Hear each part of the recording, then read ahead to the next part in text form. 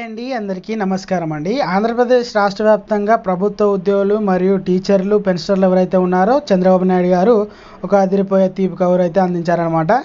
ఆ తీపి కబురు ఏంటనేది ఈ వీడియోలో వెళ్ళి పూర్తి ఇన్ఫర్మేషన్ అయితే తెలుసుకుందామండి. వీడియో చూస్తున్న ప్రతి ఒక్కరు కూడా వీడియోని లైక్ చేయండి, ఛానల్ని సబ్స్క్రైబ్ చేయండి, సపోర్ట్ చేయండి.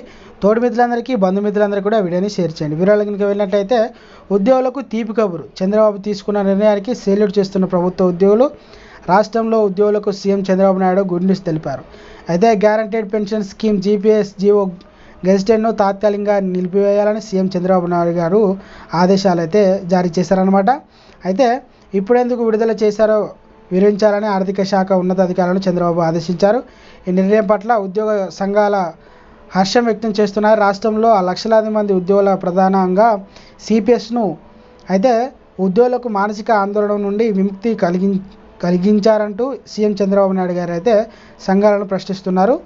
ఏపీలో 2024లో జరిగిన సార్వత్రిక ఎన్నికల కూటమి ప్రభుత్వం ఏర్పడిన విషయం తెలిసిందే. ఈ క్రమంలో సీఎం చంద్రబాబు నాయుడు గారు అయితే అనేక హామీలు అమలు చేస్తూ ఇక జెట్ స్పీడ్లో దూసుకెళ్తున్నారన్నమాట.